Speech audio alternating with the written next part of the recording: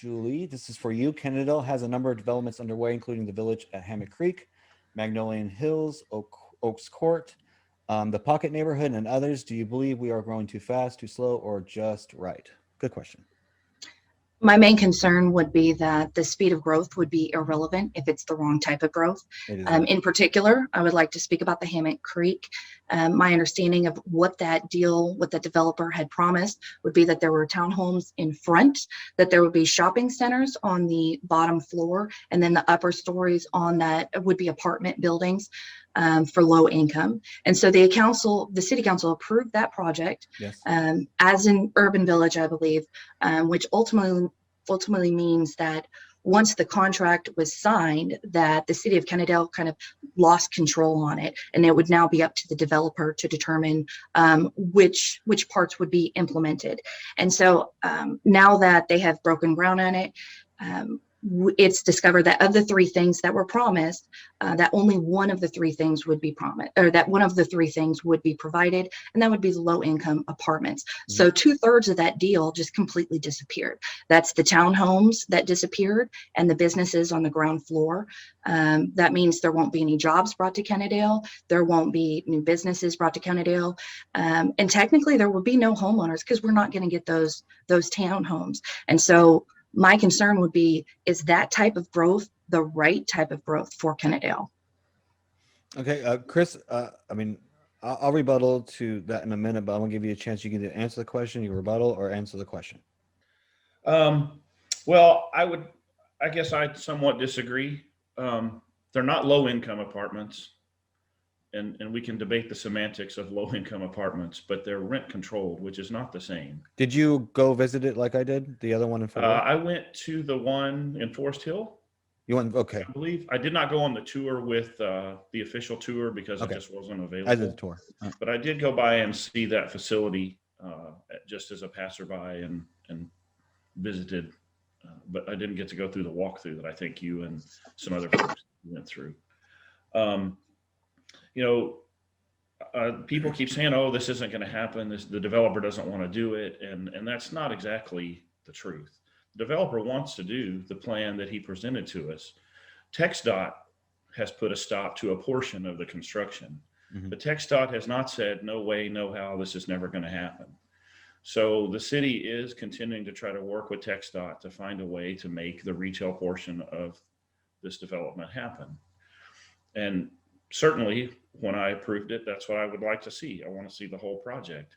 So the developer could have just said, "Well, I'm just not going to do anything, because if I can't get it my way, I'm just going to sell the property and abandon the project." But I have to admire that the developer has continued to move forward and do the portion of the project that's currently available. They $25 million development, by the way. It's a huge development. They've paid a very large impact fee to the city, which can be used for any improvements that have to be made in that area as the project moves forward. I look at the development that's been approved during the time that I was on the council. We approved senior living. We approved tiny homes. We approved apartments. We approved retail. We approved single family homes. We also denied a single family home development because we didn't feel that the developers made a good presentation. Yeah, the one over here by the junior high, right? We had another gentleman who came and wanted to do a senior living, I think it was on Mansfield Cardinal, I believe, and his presentation was just not good. So I think that the council has done a good job of reviewing these projects. First of all, saying this developer didn't really show me what I wanted to see. It makes me feel very uncomfortable for whatever reason. Wrong place, wasn't prepared well, whatever the case may be. Citizens sometimes objected, and all those things were taken into consideration. But I also look at the housing market in Kennedale right now. So as of today, if you wanted to move to Kennedale and buy a house to move into tomorrow, there are 2 houses available that are under $300,000. There is 1 house available for under $400,000, and every other existing home in Kennedale right now is over $500,000. So if I look at Jeff, 5 years from now, let's pretend your daughter was graduated college and wanted to come back home and live in Kennedale, she would have to have a $300,000 or more house to be able she ain't to come to come my home. house. And so I think that the current state of real estate in Kennedale is so hot that it's keeping people who might want to have the opportunity to come back home or come to work here to get that opportunity. Some of these developments are not for everyone. Some people don't like tiny homes. Some people don't like apartments. Some people don't like single family homes. But I think the council has done a good job of approving a variety of homes in different areas of town. They have approved some retail that just went to plat last week, I believe. And so I think that we're growing at a good pace, and we haven't said yes to everything, but we did say yes to a lot. But we had also not had an apartment complex built in Kennedale in 20 years, maybe more. A little more, yeah. But I think we did a good job at looking at the options and trying to find a different balance and look at some new things. They may not be the kind of homes I like or the kind of homes that you like, but they're the kind of homes that people have said we want. And so we gave some of those different types of developments an opportunity to come into Kennedale and be unique and make us stand out from the crowd. And let me just hammer you for a second, Chris. So that one development you're talking about, the one by the junior high, it was a horrible presentation. But do you think that the city council should, decide what business should go where, what development should go where? I think that you have to, I guess decide is a pretty strong word, but yes, I think part of the responsibility of the council is looking and saying if someone wants to come in and build a 25-story building next to the junior high, it's probably not a good idea. So I think that it's the responsibility of the council to look at what the P&Z advises, to look at where the plan is taking us and see, does that fit? Does it seem right? Now, does that mean it may or may not be controversial? It could be. And obviously we've made some decisions that were controversial, but at the same time, we also made a number of people very happy, and we made a number of citizens happy. But it is difficult to make everyone happy with every development. So I share your concerns, Julie, about approving, a beautiful package. It was going to be like a $40 million. It's $25 million now, where we get the retail, which we all wanted the retail, and it was like a deal with the devil. We'll do the affordable housing too, but we get all the other cool stuff, which is what we want in that area. And I share your concern that we can approve this and all of a sudden they can change their mind.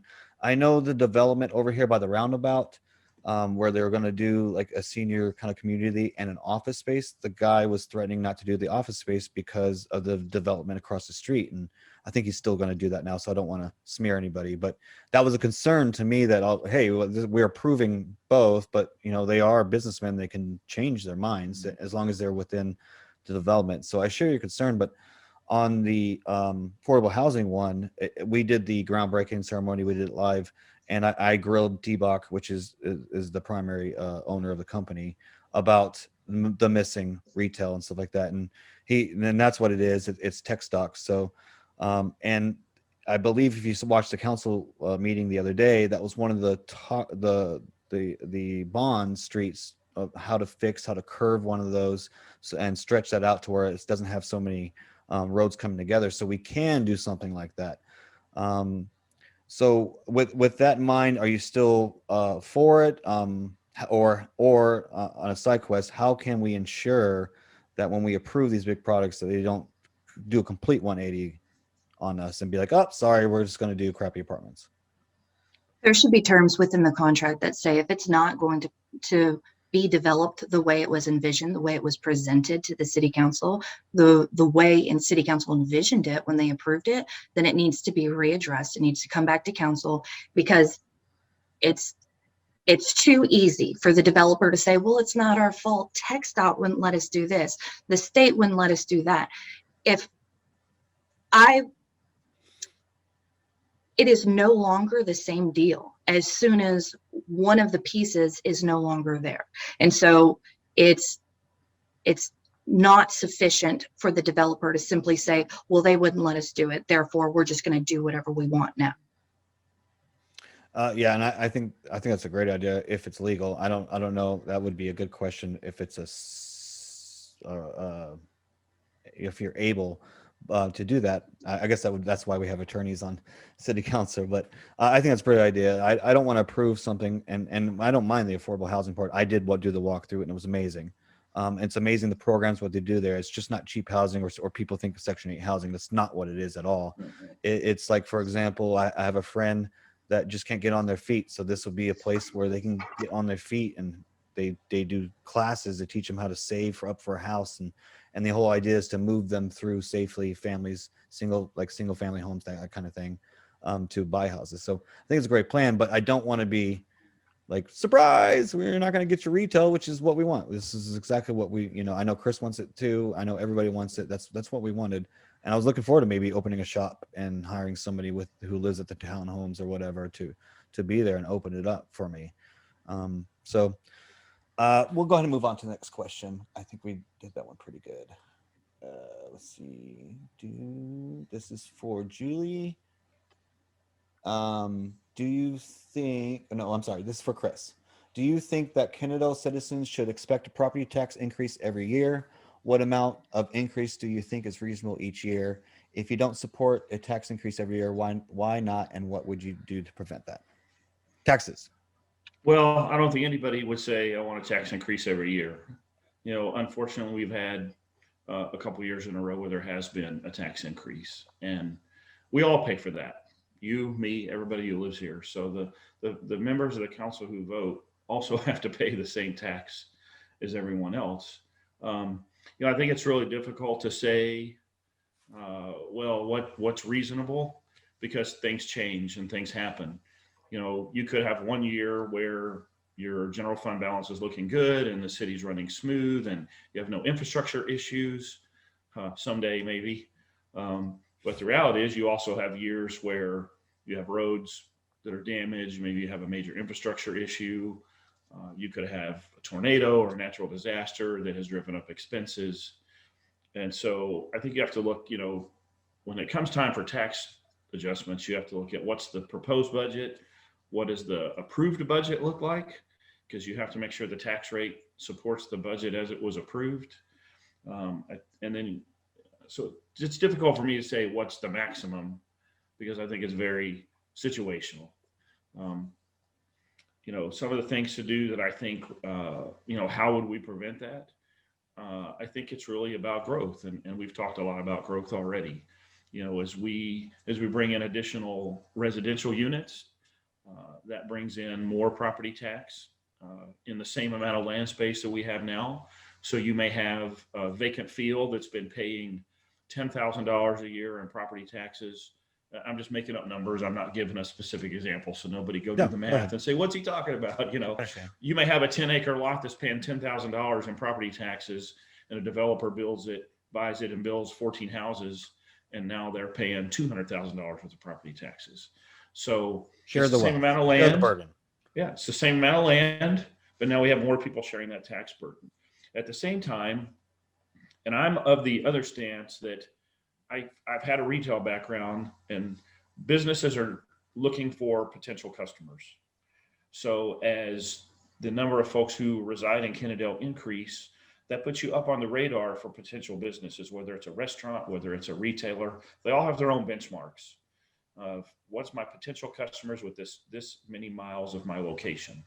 And if you don't have that benchmark, then they go down the road and they look at the next location. That's exactly how it works. So as we get to those benchmarks for different companies with the number of residents, we will see more retailers consider moving into those vacant spaces in town center, or moving into the retail space down on Sublet Road. And then those folks will start paying sales tax, which will help us have another possible way of lowering. Because right now we're very, very high on property taxes compared to sales tax, which should be the other way. It actually saved our butt this last year because we're high reliability on the property tax. Kennedale survived, and we got ahead. We were lucky that, and for a negative reason, we actually did better than a lot of cities. We didn't lose millions and billions of dollars over sales tax. Like Arlington's hurting pretty good. So, I would like to see us continue. We have, I couldn't give you an exact count, but if you look at all the subdivisions and the apartments, we have several hundred, if not 1,000 additional housing units coming available within the next 24 months. Yes. And so that's a huge amount of potential customers to shop and work and potentially eat and play in Kennedale. Or start a business. And that's the biggest key to being able to lower the property tax burden is sharing the burden among more households in the same amount of land that we have now. Okay, Julie, taxes, your question? Are you Yes, for, are you trying to decrease? Are you for the I would situation? be in favor of decreasing taxes. Kennedale has the fourth highest tax rate in all the 26 cities in Mhm. Tarrant County. I think that's unreasonably high, especially given the amenities that the city provides. It's not the same as some of the other cities in Tarrant County that you would expect to have a much higher tax rate than we do. And it's not reasonable to expect property taxes to continue to raise every year, especially not for fixed income people who live here. And I've spoken to several of the citizens who about this issue in particular, that they are not happy with the continued rising of the property taxes. And in fact, many people have told me that they plan on moving out if this continues. And so that is completely converse to what Chris was saying, that, oh, if we just get enough residents in here, that'll bring in enough businesses. But if our tax rate is actually driving people out because it's too high, and they could, move to another place that probably has better amenities, why would they continue to be paying such high tax rates? So obviously, if the residents were to move out because of this tax rate, that would not be beneficial. And so I would like to see a decrease in property taxes, especially since we are no longer operating at a deficit. So this is a huge onion I think we should unwrap here. So first, Julie, like I think Chris, what he was saying was, if you have 100 people paying $1 in, right? Everybody pays $1 and you get $100 as your taxes. But if you have 200 people paying $1 and then everybody pays, to get to $100, everybody pays 50 cents. So I think what he was trying to say was more rooftops means instead of me paying a lot, the reduction can go for the budget, because now we gain 2,000 people that, or 2,000 houses that also pay into the taxes. Does that change your answer a little bit? So I think we're going to have difficulty bringing in that many new rooftops when we've got the fourth highest tax rate for property taxes. Like, I think that's a real detriment to as many people as he hopes will move here. Chris, do you agree with that? No, and I think that if you look at, just do something as simple as go to realtor.com, and 95% of the property that's listed in Kennedale right now is under contract. There's only a handful of houses available for purchase. So if people are, now I don't want to say that people like high property taxes. That's not what I'm saying. But if property taxes were driving people away, why is there no available property? Why are there no houses under 400,000? There's 3 houses under $400,000 available today. And an acre goes for 75 grand around here, by the way, or 80 grand. So you just said that there was 5% of houses are not under contract, and DFW is under a huge housing boom right now because so many people are moving to DFW.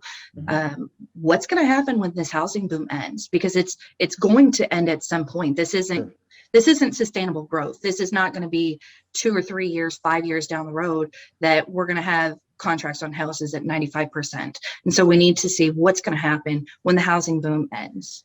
So I agree with you. It's never going to be forever. However, they're projecting for another decade. And this is after a recent projection in 2011 that our boom would last for the decade. And now they're still saying, it was a couple of years ago, I believe, that we're still projected for the next decade of how many people are moving here. And especially after the COVID, it was a huge jump. And that's where the expansion is coming from, right? And so for us, our expansion doesn't stop necessarily when DFW stops growing, which is it's never going to in our lifetime, in my opinion. But when we fully expand the 6 square miles that we own, because we're landlocked, so that's when I think we will max out, and then from there, cities have to go up, right?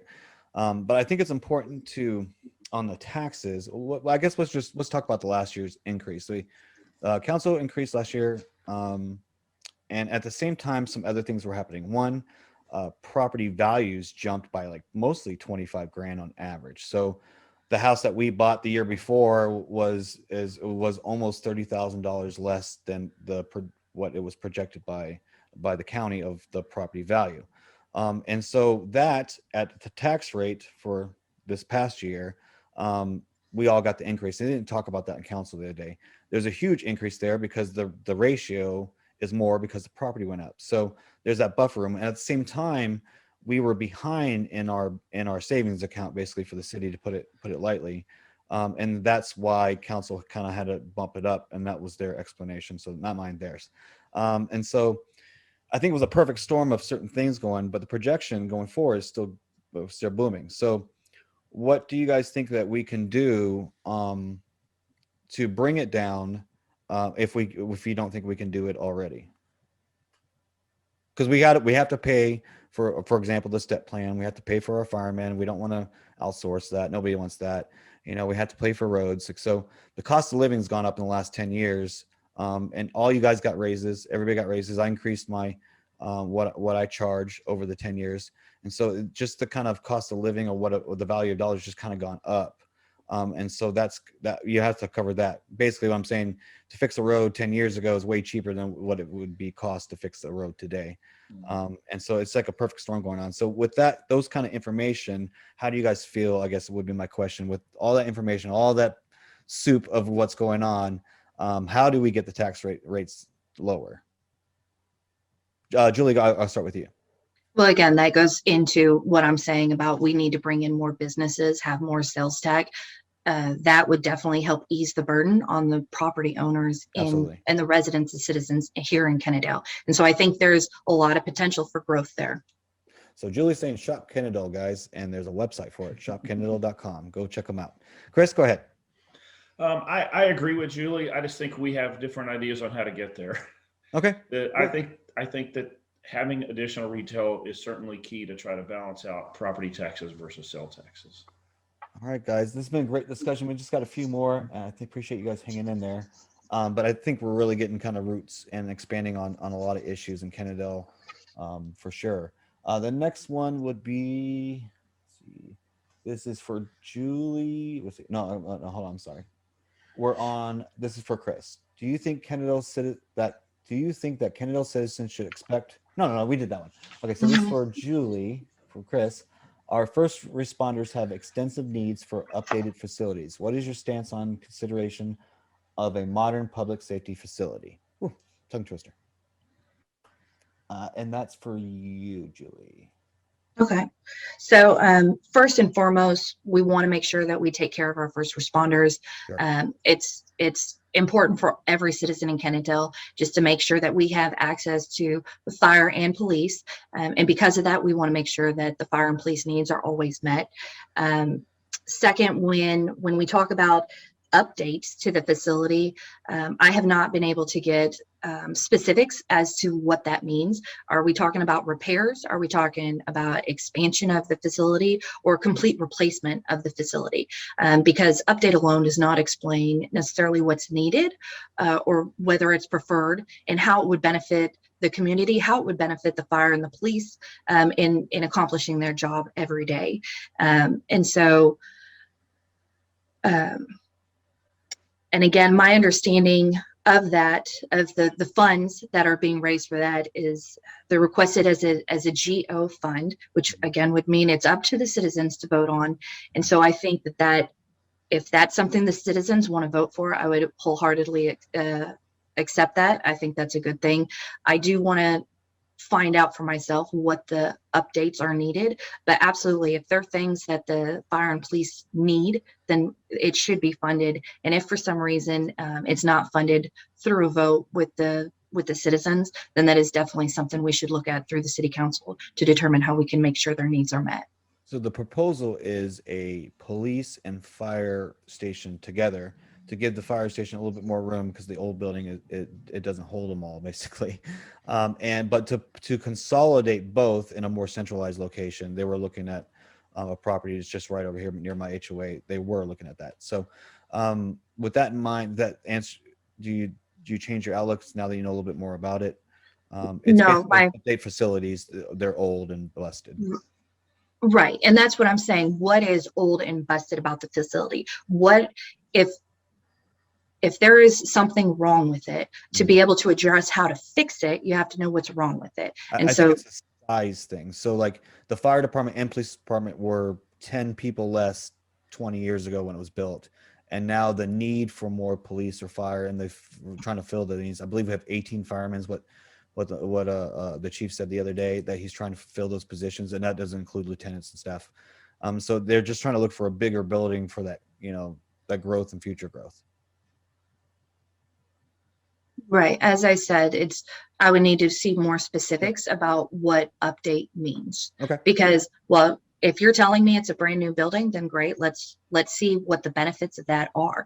But if we just need a larger building, well, could it just be renovated or expanded? And that's the type of questions I'm trying to Sure. to find the answers to. Yeah, and I agree, and it's such a light thing that council talks about, and of course they talk about it maybe once a month kind of thing. So I agree with you. I think I think if we're gonna vote on it, we'll obviously get a little bit more information about it.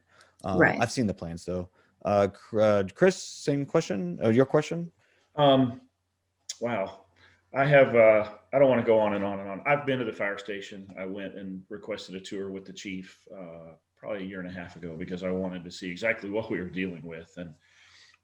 And I would encourage you, Julie, if you do the same, reach out to Chief Brown. He would be glad to discuss with you. And Chief Williams would also be glad to let you know kind of a high level. The biggest challenge with the fire station is it was built in the 80s for a volunteer fire department. Mm-hmm.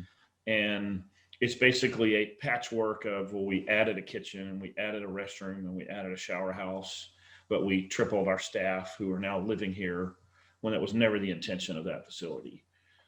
There's some other issues with, it's just not put together very well. And it's certainly not the way that a modern fire station would. The places where equipment is stored are not ideal. We have a fuel tank right next to the building, things of that nature. So it's very detailed, but there's a lot of issues. The location is pretty well landlocked, so there's not room to expand. There's not room to build a training facility for the firemen to use. There's no place for them to practice driving. Same with the police department. The police station was built for less than half the number of officers that we have on staff now. There's nowhere for them to park their vehicles under cover. There's not a firing range. So when the police need to fire for training purposes, we have to go rent a facility somewhere else. The police can't practice their driving skills without having to go and rent a location, which is very expensive. So there's only 2 or 3. So there's a lot that goes in there. And I agree. I think it needs to be up to the citizens. It's kind of been broken down into phases, with the first phase kind of being the joint facility, and then the additional phases being training, things such as a driving course and a course for the firemen to train on and so forth. And I agree that it should be done through a GO bond. And I think that the citizens should make the decision and will certainly support whatever their decision is once the vote's taken. And I think one good selling point on it that nobody ever talks about is, what do you do with the old buildings? Well, the one, for example, the police stations next to the library, maybe the library can use it. And that's what's been talked about. The library could expand in there, or even just city offices, as the city needs more employees and they just don't have enough room, they could, move the marshals over there, for example, or other departments. So I think we have some people that we get a building too. We have some people who share an office who are supervisors. Yeah. So if they need to have a training session or a private discussion with an employee, they have to ask someone else to leave their own office so that they can have a conference room. So we would certainly, the police station would be very repurposable, I think. The fire station, I'm really not sure how that would go down in the end. That would really be a decision by someone else. But I think the police station could be easily repurposed for either a city hall expansion or additional office space and things of that nature. And that's exactly right, Jeff. That's what's kind of been presented by the chiefs as a possibility, is repurposing for sure. The police station could be purposed pretty easily for office space. And it's just right across the street, just walk over there. So it'll be like, a city hall extension, so to speak.